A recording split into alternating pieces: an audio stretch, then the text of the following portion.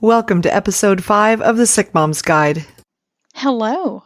Welcome to the Sick Mom's Guide podcast with your host, Jen Hardy. Jen is an author, wife, mom of 7, and collector of eclectic diseases. Jen believes that if moms with health issues can join together to lift the veil of shame and ditch the guilt, then as a community, we will make each other stronger.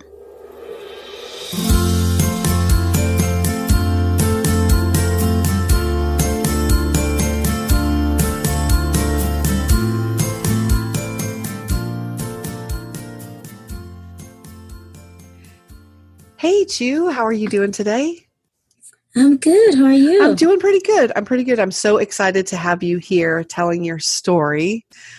You've got a pretty amazing health journey that I thought we were going to talk about until a couple months ago, and it completely changed. So now it's going to be a little bit different, but I'm so glad you're going to share with everyone. Can you start by telling a little bit about yourself and your family? Sure. So I'm Chou, and my family and I, we live in Central PA. I have 3 children. My daughter is Hope, and she'll be 12 in April. She keeps reminding me, don't say 11, I'm almost 12. So she'll be 12 in April. And then I have 2 sons.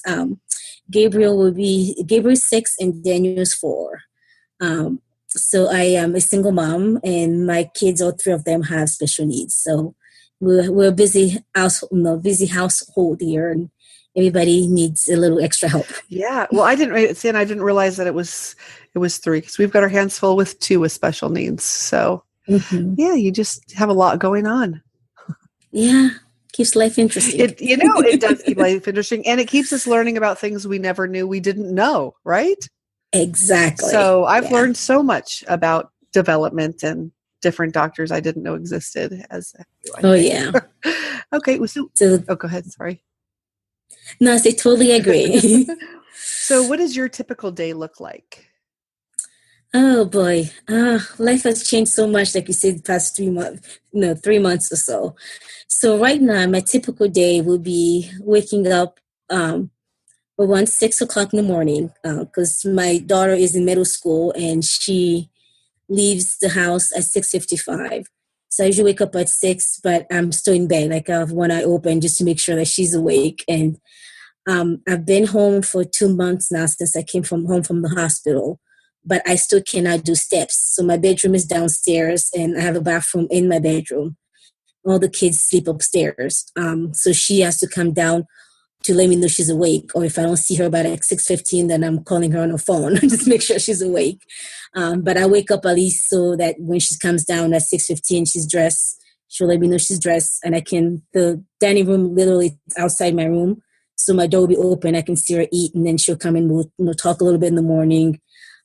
So then by like 6:30 or so, I'll start slowly getting out of bed, because in the morning, like all my muscles right now are just like asleep. Like I say, they're still sleeping. They're not moving yet. So, but it takes me a good half hour just to be able to get them working and get my walker to get out of bed. And so by 6:50, she'll be out the door to get the bus. And she usually helps to wake up Gabriel, my middle son, because he's the one that goes to school. And then if he's not up by 7, then I'm at the bottom of the steps, literally like yelling his name because I can't go to do the steps. And these kids are they're pretty smart, since they know, like right now I have limited mobility. They use that to their advantage. They're hearing me, but nobody's moving because the mom can't get up there. So they'll just lay there and don't want to come down. But eventually he'll come down, and I'll make sure he's dressed. And, I do, like I call it bedside parenting, like I'm either sitting down somewhere and do all this, coaching, like put this here, pull this arm. And it works well. The kids have learned so much, how to be independent. It's just me giving directions. So make sure that he gets to school and help pack his lunch.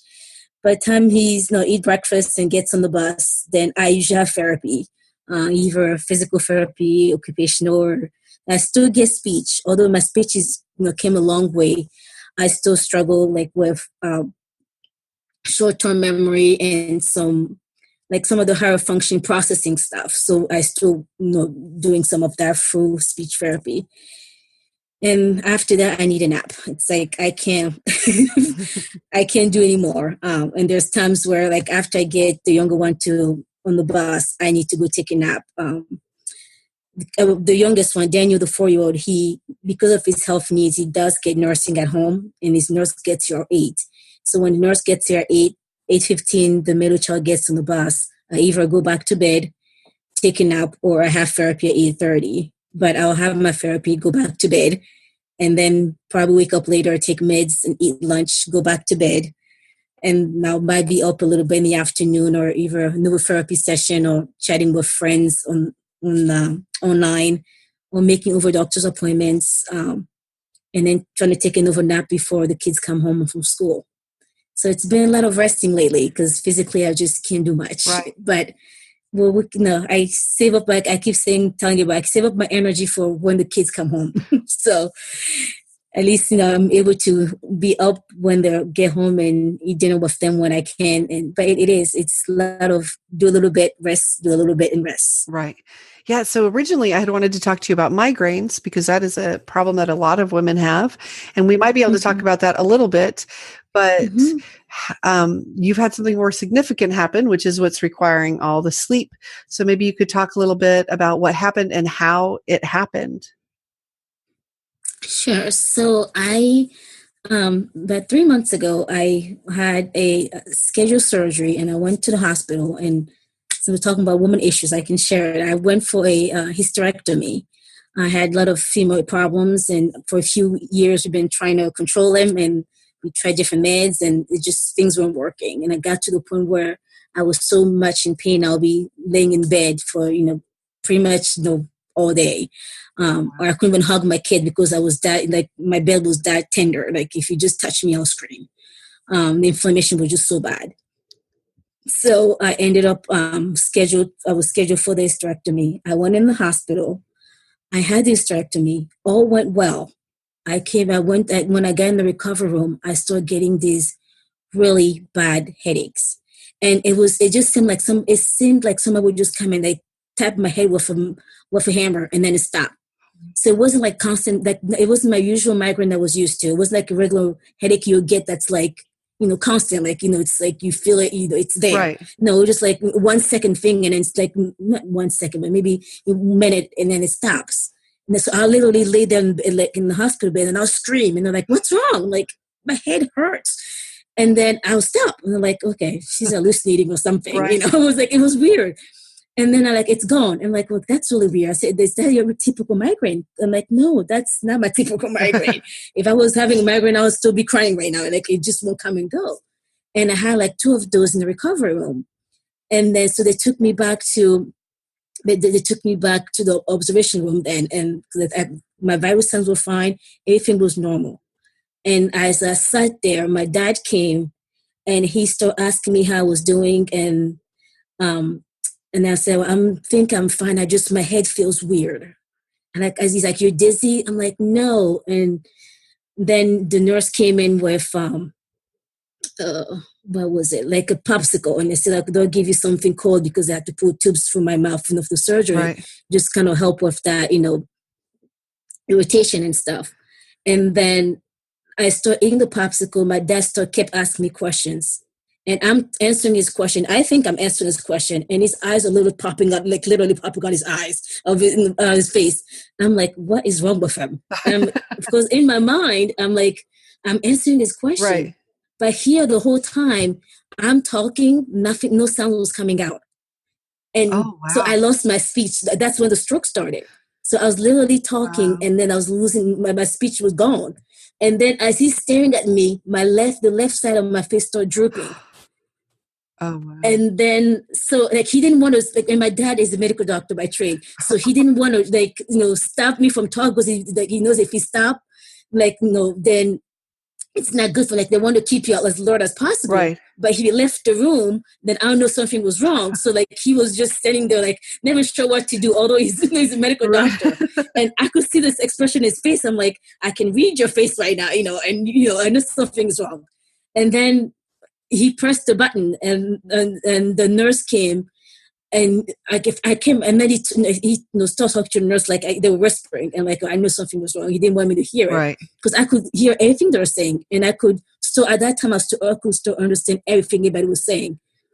And before I knew it, those bunch of nurses came, the doctor did the surgery came, and then they started doing all this neurology tests on me, like squeeze my hand, and then they realized I had a weakness on the left side. I couldn't raise my left hand, and then the left side of my face, like literally started feeling tense. Like they asked me to smile. I'm like, it's hard. What happened to my face? What did you guys do to my face? And like we didn't do anything to it. And that's when I realized, like I knew the signs. I never had a stroke, but I knew the signs of stroke. But then I'm like, oh, this is bad. This is really happening. And they called a rapid response, and then within like 5 minutes, the room was full of people. And they start asking me simple questions like, who's the president? And I'm looking at them. I'm like, it's right here in the tip of my tongue, and I couldn't get it out. Wow. And that's when I realized like I lost my speech.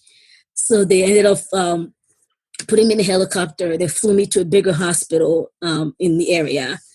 Got there, and of course, they rushed me through all these doors. Like you go for the MRI, go for CAT scan, and I end up being in the ICU.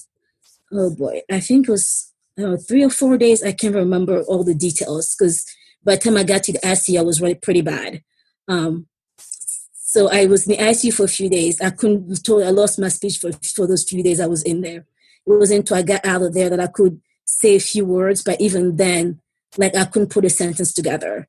And after the ICU, I spent a couple of days in the hospital, then went to rehab for like 3 weeks and had to literally start learning to speak again. Like I had aphasia really bad where I'll say a sentence and my words are all mixed up, or I'll start talking and I just can't get the words out. And then my left side, like it wasn't paralyzed. I could move it a little, like I had movement, but I didn't have, like it wasn't functional. Like I could maybe move my fingers, but I can't lift the cup. I can't, move it on command. Like now I can do it, but when it all happened, I wasn't there.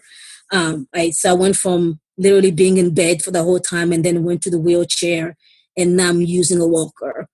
I'm having therapy at home. So it's been quite a journey, but 3 months seems like it was like forever, but it's been a long 3 months. Yeah, because I've been watching from afar, and like I was saying earlier, it seems like you've come so far so fast from here, but I'm sure 3 months for you, it doesn't feel fast at all. And it's amazing as I'm looking at you right now, I can't tell any difference with your left side, and you have your beautiful smile back, and everything's there. But it's amazing, and thank goodness it happened when you were in the hospital and not back at home, because it sounds like it was a pretty significant stroke. And it was great that your dad knew exactly what was happening, and people seemed to really respond. Being there, exactly right. Like it's a good thing that I was right there and I could get help right away. I'm sure if I was at home, the time I would have been able to get to the medical facility and get all the help, maybe it would have been totally different. Like the outcome, would not been the same. And definitely, like I wasn't even sure I went to go to rehab in the first place because again, I'm a single mom, so I was worried about my kids. Right. Originally, I went to the hospital. I was supposed to be there for a day and go back, after my procedure. Right. So like I missed my kids. It's Thanksgiving and Christmas is coming. Now you're talking about rehab, and I couldn't process all of that back then. Right. So it was scary, but I'm glad I went because I was just the 3 weeks I spent there was a huge help. Like I got so even when I came home, like the therapy I got home is never compared to the work that I was able to get to do a rehab. A big difference. And that was my first time being in a rehab facility. So I don't know if the all like that was just lucky to be in a good facility, right. But it was really it made a big difference. Well, good. That's so amazing. So as a mom, Because I think, I was just in the hospital just for overnight, and we were scrambling to figure out, because we thought they were going to keep me for a week. What in the world will we do with my kids? Because we don't have any family here. So how did you figure that all out? Especially like when you've had a stroke and you're not talking. It's been a journey. So like I've learned to be very proactive, and as much like I'm like you, I don't have a lot of blood relatives around me, but I've learned to create a support system, which is a lot of people that have just met through church, through work, through the neighborhood that became like family, and people really pitch in. So originally, because I knew I'll be having the surgery, I wouldn't be able to do much after that. I had my stepmom was coming from Pittsburgh, which was like 4 hours away, and we had scheduled my surgery like around Thanksgiving because of the time that she would be off. So I was strategic in that way that I knew I could get her to be here during that time. So we kind of work around the dates. We kind of that was kind of planned, right?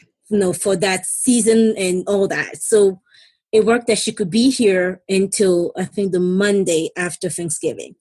And then after that, because I was stuck there, then a very good friend of mine, who actually just recently retired. I mean, that would have just been, honestly, I keep saying just the grace of God, because right. I could have not, anticipated that she would be able to. I mean, she helped before, but she was not planning to do that for this long. Right. And she ended up literally moving it into my house and staying here with the kids. Oh, that is so amazing. That is just so inspirational to know that somebody would be willing to just do that, That was a long time for her to do that. Yeah, it was a whole month from the hospital to the rehab. Yeah. And then on the weekends, she went to take care of her parents who live like an hour away. So on the weekends, then the family from my church took the kids for the weekend. So for every weekend, they'll go for like a sleepover at this family's house and then come back on Sunday after church.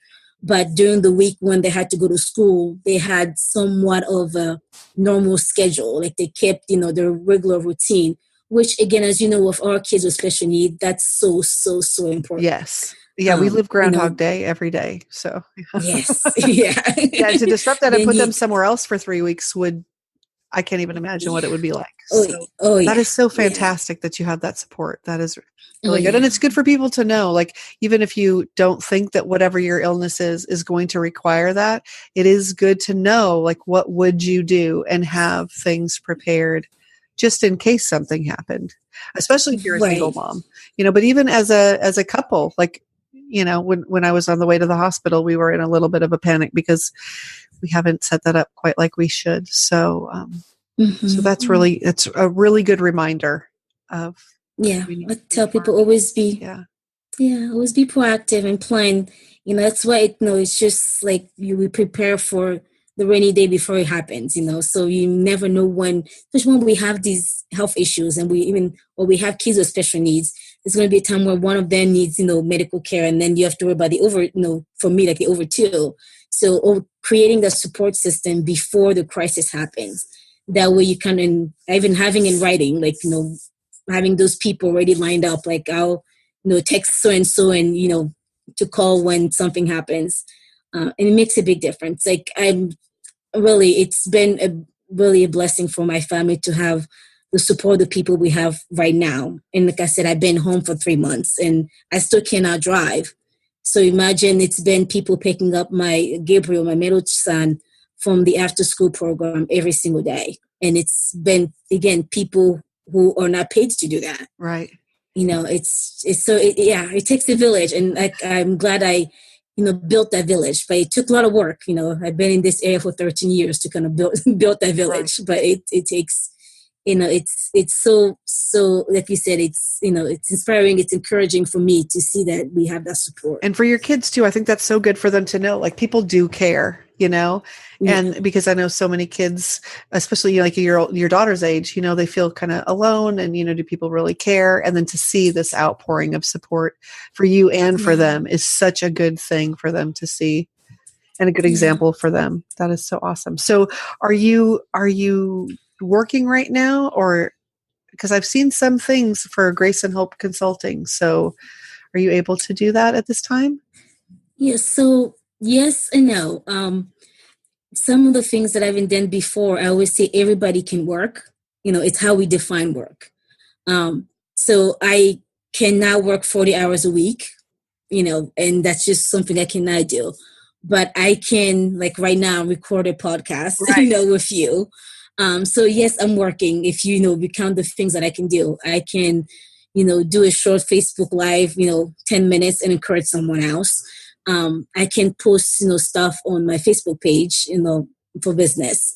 And I had to cancel all my contracts that I have, for things that I do for disability services, like inclusion work and, speaking engagement I had for January. I had to cancel all of that. So right now, as far as, contracts, I have none, because I had to give those up. I couldn't commit to anything, so I didn't know what the outcome would be. Right. I mean, even people who see me like nobody knew when I was in the hospital or even rehab that today I'll be able to honestly speak this well and have a conversation. Right. I know. I'm so amazed. I am just so amazed at listening to you right now. And just yeah. So all of that I don't have. What we're doing right now with Grace and Hope Consulting, I'm trying as much as I can to do a lot of things virtually. So I do have actually some people helping right now, some of the behind the scene work, which is, again, huge help. And we're trying to promote some online group therapy programs. And because I can, as much as I need the rest, but I can be online for an hour and do a group with people and then have everybody else help me with, beyond the scenes stuff. And as far as like speaking engagement, I think my first one that I committed to, it's not until like April. And that's because now I know I can speak for an hour, come April, right, and have time to prepare for it. Well, that's great. Yes. That's great. And I forgot to ask or say what Grace and Hope Consulting is and what you did before all of this happened. Well, sure, I can share. So Grace and Hope Consulting is my fourth baby, as I call it. So I have 3 humans and I have a big business. That's my fourth baby. So I am a Christian counselor and I also do mental health counseling and disability consultations. And so most of the contracts, when I mentioned contracts before, those are all for disability related services. Okay. And then I'd also do speaking engagements and with the counseling piece, like I do one-on-one counseling virtually and also in office.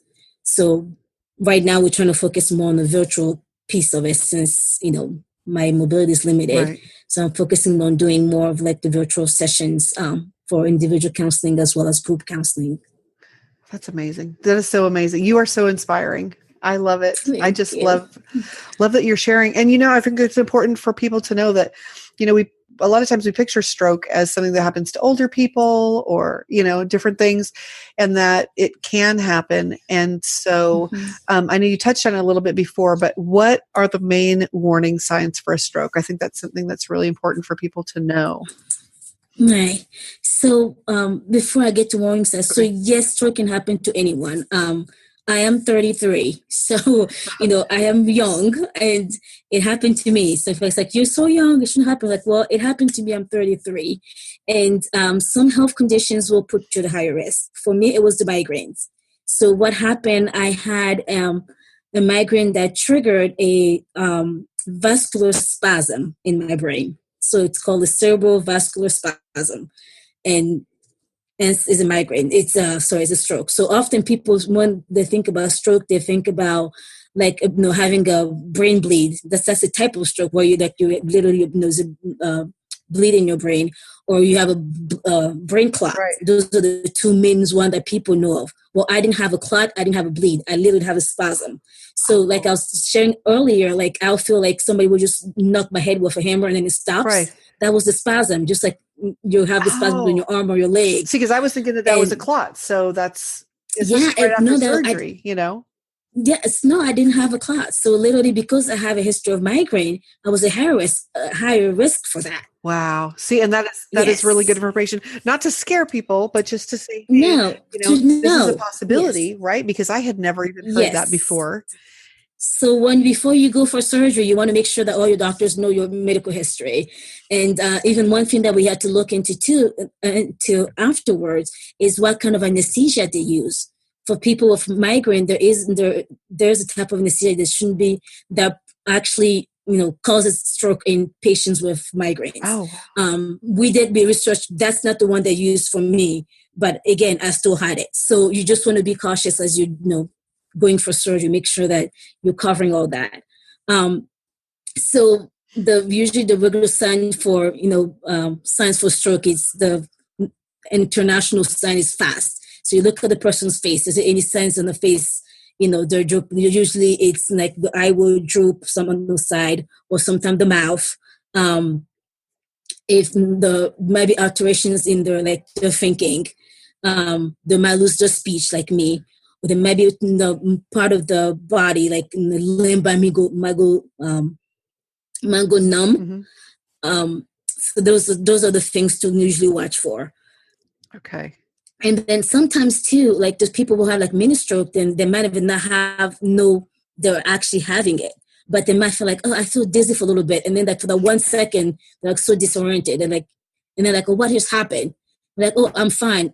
Don't, like, now that I tell people, don't ever take that 1 minute you don't know what happened to you. Don't take it for granted. Like, don't take it just lightly. Okay. Go and get checked. Because like even now that this happened to me, like, and again, when you get it, you have a stroke the first time, now you're higher risk of having a stroke. Okay. And then once you have over condition, like, so for me it was migraine, but there are people with high blood pressure, people with who might struggle with their weight. There's all these over stuff that put you at a higher risk to have a stroke. Okay. So you want to just, we all do our best to take care of ourselves, but knowing that one thing might lead to another. So again, making sure that, you have the proper, treatment team in place, that people are following and making sure that you're taking care of yourself. And I have also known that I've heard of people who had strokes because of the birth control they're taking. Because if you have if you have a history of migraine, there's actually certain type of birth controls that might trigger blood clots. Oh, wow. And so all the things I'm learning now that I'm actually, I had to experience this. So right. I didn't have that. But again, that's something also to look into. So when you have, what a chronic illness, no matter what it is, you just want to make sure that, new medication you're taking is not interfering with it. And now that I had a stroke, there's medication that I cannot take for my migraine. Like I was taking medication before, I have to now get off of it. Like the one is Pax, which is like a rescue meds for migraines. Mm-hmm. And I have to be off of it. And it's whole new things that I need to take. And as much as I'm talking better, but not have like nerve pain on my face, on my arm, my legs, like my whole side, I can move it, but I still can't put weight on it. Like I still have to use my walker to walk and get around. And if I hold something for too long, my hand will just go numb, and then I get this tingling sensation, and the nerve pain starts. Oh wow! And nobody knows for sure if that will ever get better. So like that's more medication again. And just like right. I don't like meds. Yeah, no, I don't either. But well, this has been so interesting because a lot of these things I didn't know, and I think a lot of people just have no idea, which is part of the reason why I wanted you to talk. And maybe another day we can talk about migraines. This has been so good. I don't want to wear you out because I know your energy is at a premium. So I have two questions to ask you. The last two one. What is advice that you would give? Because I know you counsel a lot of people too, and you deal with chronic illness. What advice would you give to a mom with chronic illness, like in general, like down any avenue you're thinking? Just what would be good advice? I think first of all, it's to realize that your illness or whatever diagnosis you have does not define you. It might be part of, your journey. It's part of maybe who you are right now and what are your season of life you're dealing with. Yes, it might be chronic, but it doesn't have to define who you are. Because if, you, Jen, or myself, if we just looked at all the diagnoses we have, we'll never be able to do what we're doing today. Right. So we had to still literally living beyond our diagnosis and choosing to live no matter what. And like I said earlier, anybody can work. So I'm not saying that to say that people who are home are not working, that are not doing anything. No, but finding what you enjoy doing. Even if you're volunteering for 2 hours, even if like you're, recording something like this and, to encourage someone else, it do something just that you're passionate about, that gives you a purpose and a reason to live and get out of bed every day. I love that. That is awesome. Okay. And the last thing is, what is your superpower? I think my superpower is my faith, I believe, because I keep going no matter what, because I know that no matter what comes my way, it always turns out for the best. Well, that's great. That is awesome. Well, thank you so much. I don't want to make you too tired, but I really appreciate you coming and saying so much about this and just educating us about stroke, because I honestly didn't know a lot of the things that you talked about today. So now I know, and I will have in the show notes links to you and how to get in touch with you and what you're up to and the signs of a stroke, so that people know what to look for, even if the people around them are young, because like you said, 33 years old, and who would have thought? So thank you so much for being willing to be so transparent and sharing. And I really appreciate it. And you are a true inspiration. Thank you so much. Thank you. Thank you, Jen. Thanks for all that you do and creating this platform for all of us to share and encourage one another. Thank you so much. I will talk to you soon. Yep. A big thank you to Chou for being on the show today. I know that it was difficult and we really appreciate your time. If you like today's episode, please subscribe and rate it. It really helps out the podcast. Today's episode was sponsored by the book, The Sick Mom's Guide to Having Fun Again. If I Can Do It, You Can Too. It's available at all major online booksellers. Our introduction is by Nikki Brown, and our music is A New Day by Scott Holmes. See you next week.